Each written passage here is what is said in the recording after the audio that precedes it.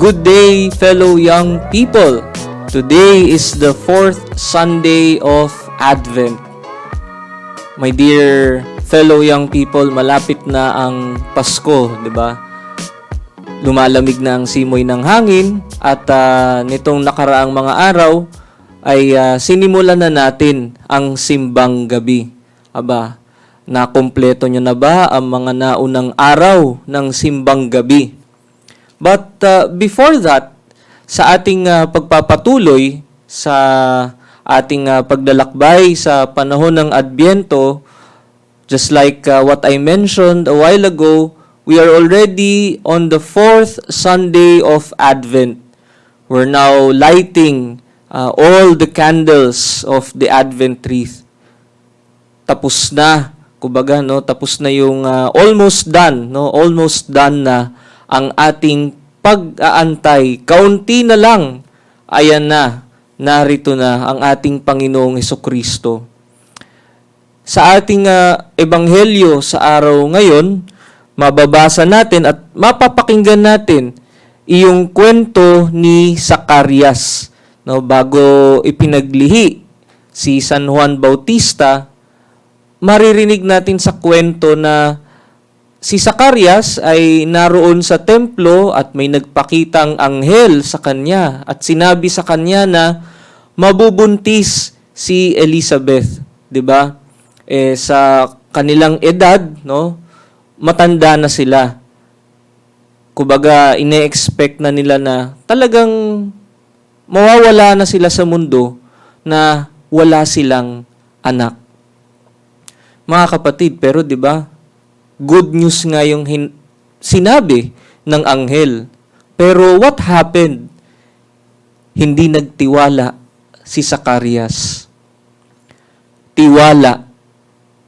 My dear brothers and sisters, that word, no, tiwala, kanino ba natin ito dapat ibinibigay sa panahon natin ngayon? 'Di ba sa ating ebanghelyo, kung ikaw ay bibisitahin ng anghel, ideally speaking, you would right away believe what the angel has said. Matutuwa ka, no? Siguro secondary na lang yung pagkabigla. Pero dito sa ebanghelyo, iba ang naging reaksyon ni Zacarias, no? Paanong mangyayari ito? At consequence, no, as a consequence of Zechariah's doubt, napipi siya. Hindi siya makakapagsalita hanggang sa araw ng pagpapanganak, no, kay San Juan Bautista. So isipin niyo, no, almost 9 months, no, the whole time that Elizabeth will be taking care of the child inside her womb, Zechariah will remain mute. My dear brothers and sisters, uso ngayon ang salitang tiwala. Maraming tao ang hihingi ng ating tiwala. Kung yung anghel nga sa ating ebanghelyo ay pinagdudahan pa, paano pa kaya? At sa ebanghelyo, no, hindi naman hinihingi ng anghel ang tiwala ni Zacarias. Buo ang loob ng anghel sa utos ng Diyos na ihatid ang mabuting balita. Pero ngayon, maraming tao ang humihingi ng tiwala. Kaya naman, sinabi ko kanina, kanino ba natin dapat ibigay yung ating tiwala? Yung tiwala ba natin ay dapat nating ibigay ng buo sa Diyos?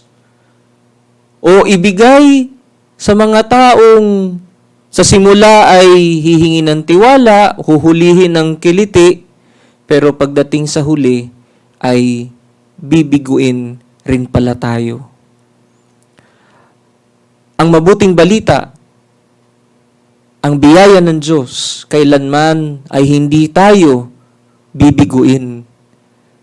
Kailanman ay hindi tayo mapapahiya. Kaya naman, sana yung ating tiwala ay huwag nating ibigay sa tiwali, no? Nagmula sa parehas na salita, pinagpalit lang yung dalawang pantig. Tiwala, tiwali. Sa panahon natin ngayon, mga kapatid, tila ba yung tiwala ay ibinibigay natin sa tiwali?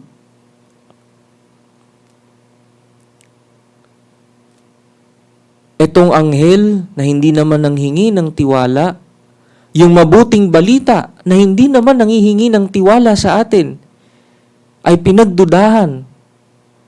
Pero yung matatamis sa salita, yung mga mababangong pangako, ay madali tayong magtiwala. Kaya pagdating sa huli, ayun, nga. Tiwala, tiwali. Kanino ba natin dapat ibinibigay yung ating tiwala? Doon ba sa isang katiwala o sa isang katiwaldas? To somebody who deserves our trust or to somebody who will spoil our trust? In these days, especially that the election season is already being felt, my dear brothers and sisters, my fellow young people, let us not be deceived by sweet words, but rather, let us learn how to examine them.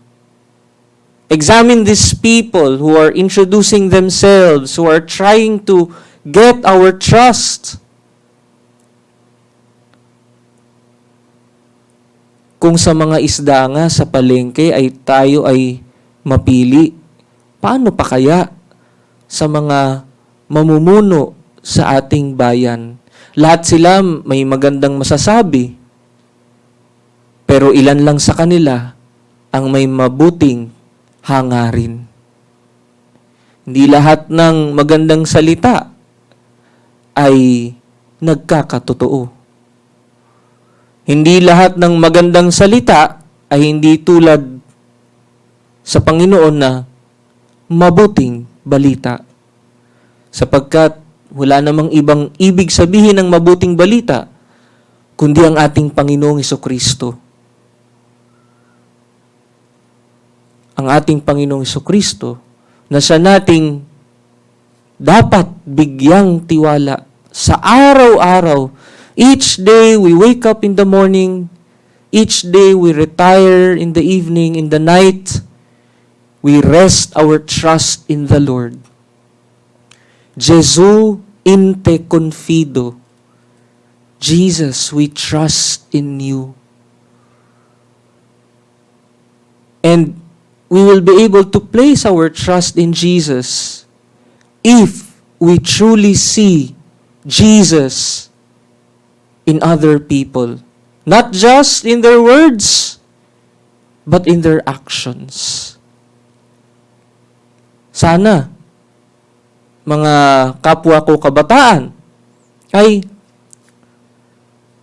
marunong tayong mangilatis, marunong tayong mag-differentiate sa magandang salita lang at doon sa mabuting balita. Upang sa gayon, no, hindi tayo sapitin sa consequence na sinapit ni Zacarias. Hindi ko naman sinasabi na mapipipi rin tayo kapag tayo ay hindi nagtiwala sa Diyos. Pero napaka-symbolic ng nangyari kay Zacarias. He was mute. No? Siya ay naging pipi. And you know, his speech went beyond his control. Ganon din. Pag tayo ay hindi nagtiwala sa Diyos, Instead na mas maging malaya tayo kapag tayo ay hindi nagtitiwala sa Diyos at tayo ay patuloy na gumagawa ng mga kasalanan, ng ating mga paboritong kasalanan, imbis na maging malaya, tayo ay nagiging alipin ng kasalanan. It's only in God we can see, we can experience true freedom. And each time that we choose to trust ourselves more rather than trust God, of course, there is something that will happen beyond our control because we chose ourselves. We chose something that is not worth of our trust. Kasi lahat naman ng bagay, pag tayo ay nagtiwala sa Diyos, pag yan ay ating ipinasa Diyos, sigurado, mabuti ang magiging bunga. Tulad ng mabuting balita na inahatid ng anghel. Naghatid siya ng mabuting balita kay Zacarias, ang naging bunga, ang precursor ng ating Panginoong Jesucristo, si San Juan Bautista, ang tagapaghanda ng daraanan ng Panginoon. Ang anghel, nagdala ng balita, magandang balita, mabuting balita kay Maria, ano ang naging bunga?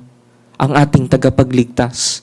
Kaya't sana kapag sa ating buhay, tayo'y tumanggap ng mabuting balita, panghawakan natin, pagtiwalaan natin, sapagkat walang magiging imposible sa Diyos. At walang masama na mangyayari dahil sa pagkilos ng Diyos.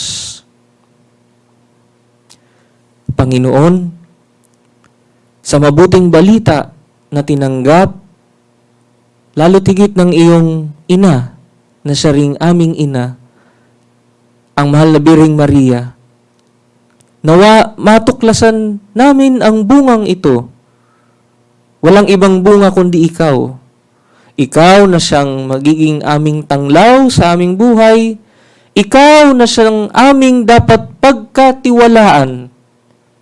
Ikaw na siyang aming dapat pagtuunan ng aming mga mata, ng aming paggawa, upang sa gayon, tanging kabutihan ang maghari. Amen. To our young people out there, to those who join us regularly in Youth Pinoy, those who are following our page, our Youth Pinoy page, and to those na magla-like, magko-comment at mag-share sa ating page, a blessed Christmas to all of you.